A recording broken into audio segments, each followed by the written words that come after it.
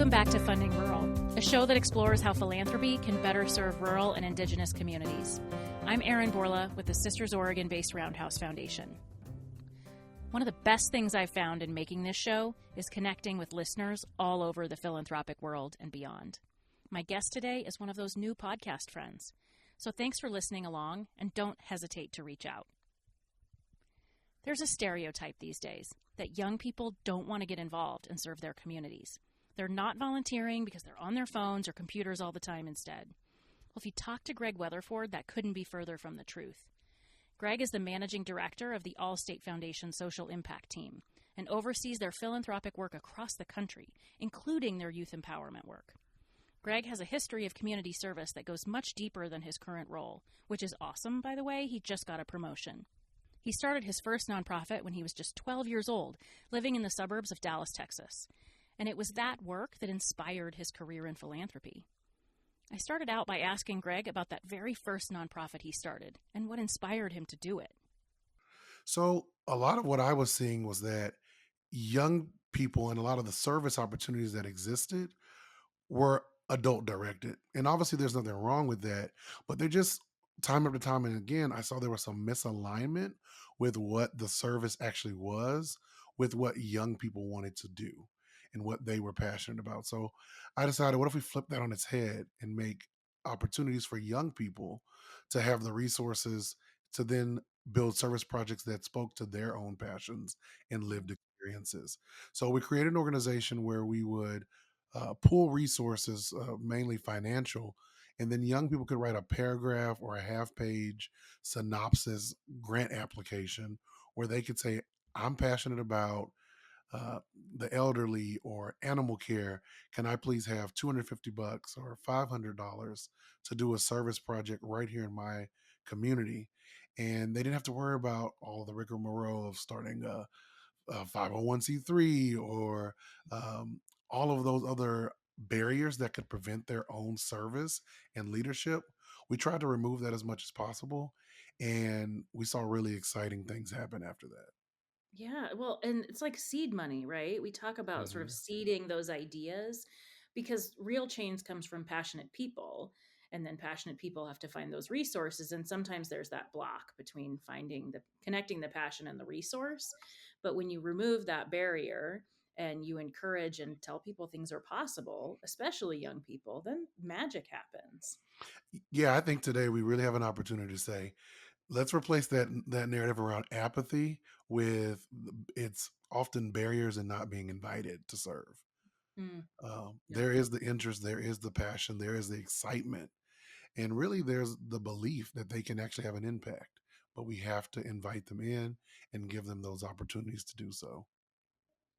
Well, and that's something we hear sort of in the national rhetoric is that young people no longer want to do service, no longer participate in their community, are very, focused on themselves or only focused on their phone. With your engagement with youth or younger people, even for the last several years, is that really the case? No, it's not. And of course, there's no monolith, but I see so many times young people are really passionate about how they can get involved in their communities, but like a lot of things, they just don't maybe know how or no one has asked them. And so some of the cool things that we've seen is that 80% of young people actually see the benefits of service both for themselves and their communities. We just really believe that it's important for us to give them the resources and the opportunities to get involved in service. And when you do that, great things happen. No, it's super interesting. And I love that you took that experience n- growing up and then were mentoring other young people. And now you've pushed it into philanthropy. So this podcast is a lot about how rural philanthropy, how we can impact communities outside of places. You live in Dallas now or outside of Dallas, right? Yeah. That's not a rural place. I think most people know that. So people are like, why are you talking to Greg? Let's figure this out. But Yeah. I think there are so many lessons that come alongside, whether we're in an urban center or we're in a rural community. And especially when we talk about philanthropy, how those lessons can shape community. A community is a community, whether it's a smaller community, indigenous community, an inner city community, it doesn't matter. Um, but talk about how you got into philanthropy. How did that trajectory happen?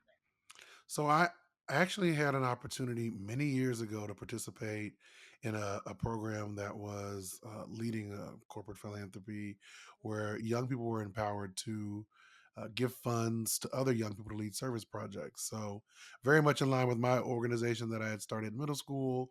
And so I had an opportunity to do that. And that opportunity stuck with me. It was a fantastic opportunity. And so I always said, even though I went on to entrepreneurship and education, that if the timing was ever right and the opportunity was right, that I would look to get back into philanthropy, more in a corporate sense at some point.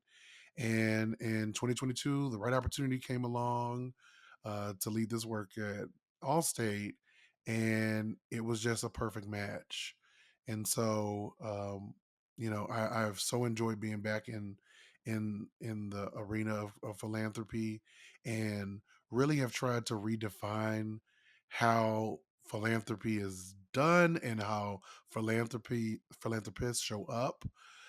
Back to the point that you just talked about with rural um, communities and perspectives from rural communities. One of the things that we have really tried to be intentional about is bringing so many different perspectives, yes, of all people, but really around young people. And so, two fantastic young people that have been, I'll say it's been a dual mentorship because they have really poured into me so much with their rural perspectives, um, have been Zoe and Aubriana. One is from Kentucky and one is from a rural part of New Mexico. And they keep me so honest about having the perspectives of young rural kids and young adults. And how do we make sure we're showing up for them? And how do we make sure that they have a seat at the table and that their unique experience is represented and that we are making sure that we expand opportunities to them? So, that Mm. has been fantastic, and I always want to shout them out for keeping me honest and mentoring me on that. So our entire youth empowerment strategy is built around empowering youth ages 5 to 25 to serve and improve their communities. And so we really do that through a three-pronged strategy. One, we want to engage youth in service opportunities. And so we've really looked at how do we fund as many service opportunities that are that have as few barriers as possible for young people. The second part is around equipping youth to serve. So, say a young person has a little bit more inclination, they want to start a sustained project, or they maybe want to start a 501(c)(3). We know that for very experienced adults, that can be challenging. And so, we really want to make sure that one, we support them with the funds to do that, but also we know that funding that may not be beneficial if they don't have the knowledge and the mentorship and the support to actually best apply those funds and navigate the nonprofit terrain. So that equip strategy is really around how do we get them the knowledge and the funds to actually execute their social impact projects in a way that's going to set them and the work up for success. And then the third prong is how do we prepare adults, one, to know the importance of service, to really understand that it's an intervention that is as potent as STEM and arts and sports, that service really can be that catalyst to develop all those skills we talked about earlier. And so we really want to make sure that adults know that first and foremost, but then provide them with resources to incorporate youth led service in their areas of domain. So schools and at home with parents. Hmm.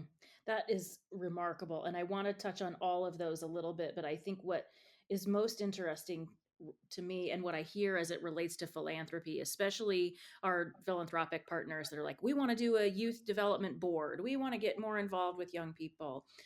It's understanding all those barriers as an adult to bringing those voices forward.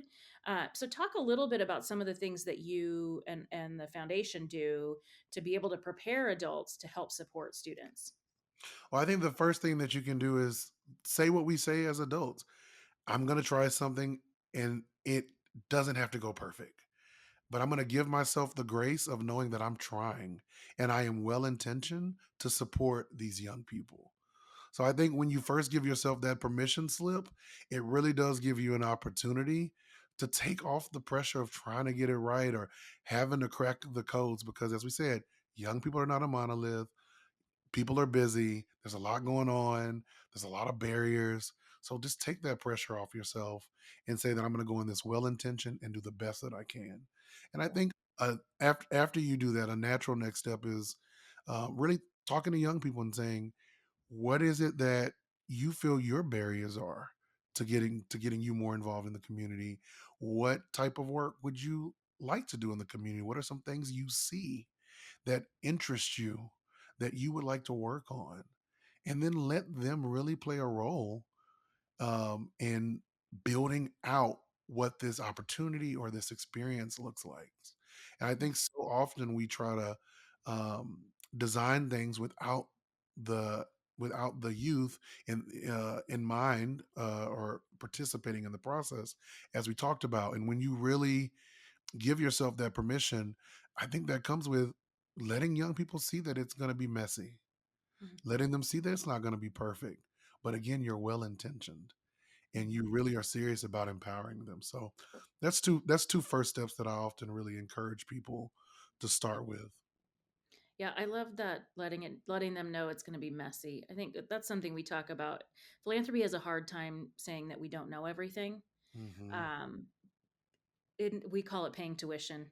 You're like, yeah, we might screw something up. Let's talk about that. Yeah. And let's talk about what those big epic failures are, because that's how we learn and how we adjust. And Yes. if we don't try things, we never know if it's going to work or not. And we encourage that with our young people when they're learning to walk or crawl or, trying new foods and all those things. Why wouldn't we encourage that as they're looking at making a difference? Yeah, I so agree with you. Yeah. Mm. We don't have to reinvent the wheel as philanthropic communities. We can come together and say, hey, what Greg's doing is really great. Is there a way that we can either replicate it or come alongside or utilize that model, so we don't have to build our own program, but we can empower through this current program? Yes, and I'll be the first to say one of the wonderful things that we do at the Allstate Foundation is we really do believe in strengthening the sector, the Mm. nonprofit sector, but also our philanthropic peers. We are very much so about open source and sharing learnings and mistakes and resources. And so, all of our youth empowerment resources, whether it's the two research reports that we've done where we really look at redefining what youth service is in a contemporary context, or it's the Service Star 70-page workbook that's completely about teaching young kids about service in fun ways. All of those resources we're happy to, make available to other funders and obviously the community at large. But we definitely want others to join us in this because we see this as the Earth's work. Really, it's important to share these opportunities and resources so that we can all do this together. Yeah, yeah, and I think that's an important thing to talk about the community of funders, right? We're all trying to make positive impact on the communities that we serve. So leaning on and working with each other is really important. I Well, I, think. Go I ahead. must say, I've one of the things that I've enjoyed about my cold outreach to you is, I think we have had such an open exchange of people and contacts and resources and perspectives. So, I think there's a lot of that going on, and I just implore everybody else to let down some of those walls and reach out to your fellow funders and others that are doing this work because we really the answers are here. We all have them, and together where we don't have them, we're a lot more likely to figure them out if we work together. Yeah, I totally agree. It's been so fun to get to know you and watch all the different things that you're working on. And let's talk about your new role that you have. So you're still overseeing the youth empowerment work, but talk about your new role. Yeah, so in this role, I oversee and partner with our phenomenal program team to that includes our relationship abuse work, which is all about how do we disrupt the cycle and prevalence of domestic violence and other forms of relationship abuse. And then we also have our nonprofit capacity building work that we're doing, which is multi pronged. One of which is the AllState Foundation Nonprofit Leadership Center at Northwestern University, but we also really try to empower all staters, which is our employees and agents, and everyone in the Allstate family, to support and lend their expertise back out through things like skill-based volunteerism and pro bono work and things like that. So all of that is kind of under that umbrella that I now oversee, which is really fantastic because I truly have been so impressed by the work that was already there, and it's been fun to get to really dig into that a lot more. Foundation wide, we really try to lean into the tenets of trust based philanthropy, especially, where we can. And I think it is so much beyond just providing that financial support. It's, how do we provide the professional development through our nonprofit capacity building? How are we making sure that the requirements aren't so burdensome for a nonprofit, especially as funding becomes more scarce?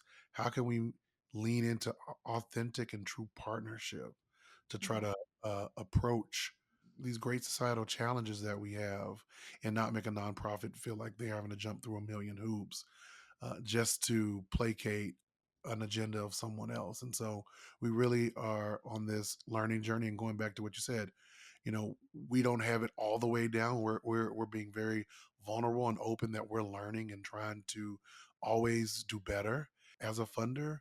But we definitely are well intentioned in the fact that we really want to support nonprofits and our partners and their leaders and employees in a 360-degree fashion. Yeah. So this podcast is really about rural folks. Philanthropic dollars, about 7% of national philanthropic dollars impact rural places, 0.4% for indigenous communities. Why do you think that is? What do you think the misstep is there? And how can we work together, especially as a national organization? Like, what are some of the barriers that rural place based funders can help break down for national funders? How else can we better partner together in that space? Yeah, I mean, I think one, podcasts like this are so important, really important, because I think we have to shine a light on things. I think, like in philanthropy or government, it is so easy to just keep the budget the same, fund the same things, fund who you know, fund what you've done. And I think it's on funders to really get out there and roll your sleeves up and do the work to Mm. find these statistics of 7% of those dollars only going to rural, and find out why that is. So again, I kind of think it's similar to what I said before. No, it's going to be a little messy. No, we're going to have to do some work. No, we may not have all the answers, but let's really explore this, because we are truly, as a society, if we don't pay attention and address some of these things, we really will continue to leave behind some of our neighbors, which I know is not the intention. So it's how do we address these gaps, and how do we do it in partnership? Well, we got to start by really rolling back the covers and seeing why these inequities exist. Yeah. We talk about, well, with my kids, I talk about intent versus impact all the time, right? Whatever you intended may not have the impact that you you really Hmm. wanted it to. So how do Yeah. we look at both of those things? And I think it's really important as we try to build those relationships, and again, stepping in with grace and going, "Hey, I don't know how to do this, but I'm trying." Or who does know how to do this, and how do I work with them in that space? Um, And I think sometimes we can be so prescriptive, which sometimes a situation calls for that. But sometimes you just gotta go listen. yeah.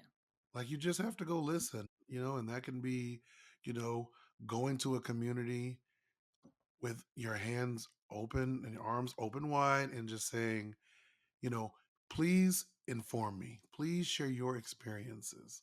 Please share what you are observing. And then just take a beat. Just take a pause and digest that information. I think sometimes we are afraid, again, societally, to take on a challenge or explore a challenge, because we think we will not be in that swoop to actually reach um, a conclusion or to reach success. But learning in itself can be success.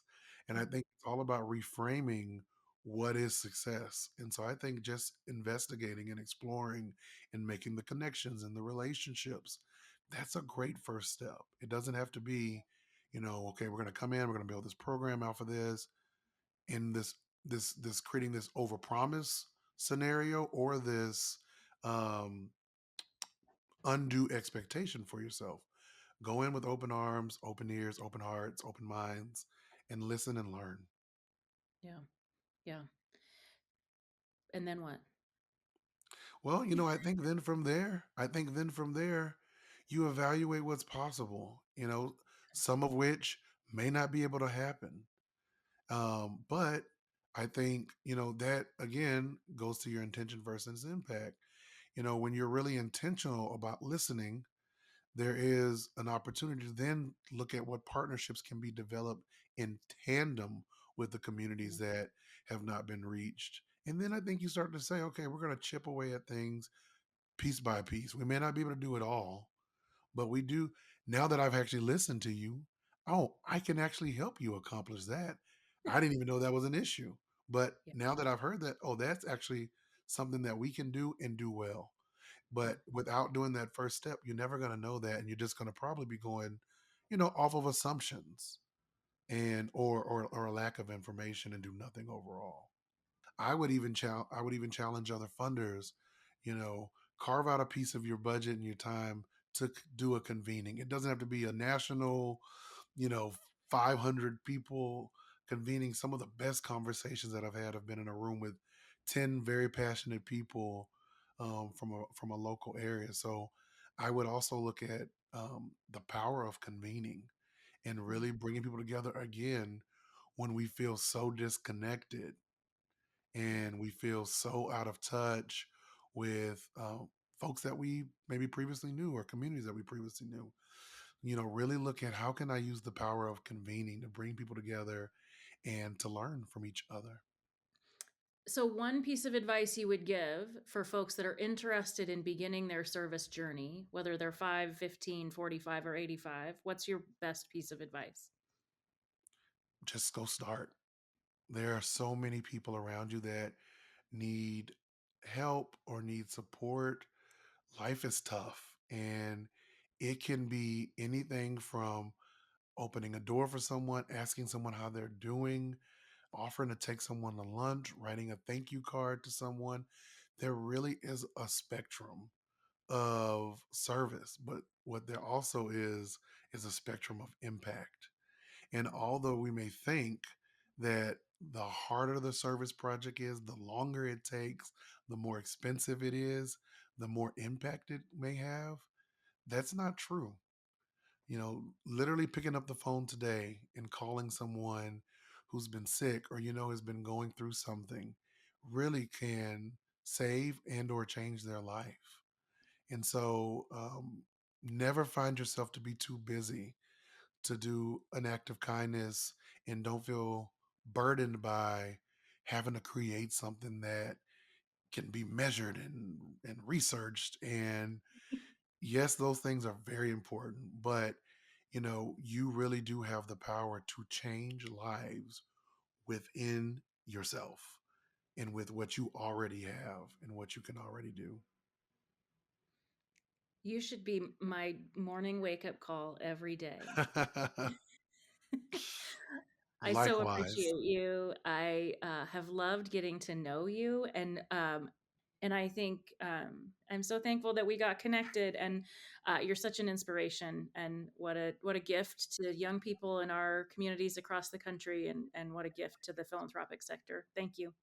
Thank you so much. It has been an absolute pleasure. Also, I feel my cup has been so, filled by getting to know you as well. And I just thank you for all that you're doing to bring such a spotlight to this important topic and being a voice for so many that have not often been heard.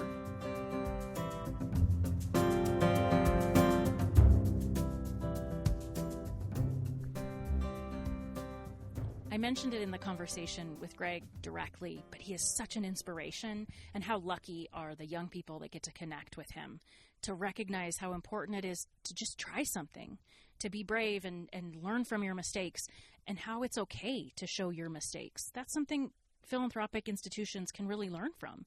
It's okay to mess up. Where do we mess up? How do we learn from that? And how do we move forward? I really appreciate that AllState Foundation is open sourcing their learnings as well. I know a lot of other philanthropic institutions do a lot of research and a lot of story sharing and things like that. Let's find a way to really connect with one another and share that data.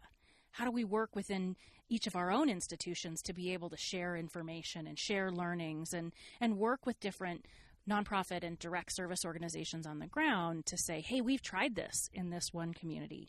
Maybe you could try it here. How do we adapt it and change it for those different regions and learn from one another? We're going to link to AllState's Nonprofit Leadership Center in our show notes.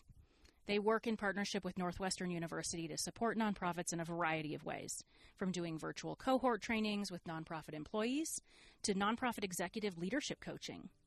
I think it's also important to note that my buddy Greg co-wrote a book with a student he mentored, Better Together, How 30 Days of Service Changed My Life. Be sure to check that out. And let's follow Greg's advice. Just go start. Just do that one act of kindness. Just show up and listen. Just go start. Head over to fundingrural.com for more information.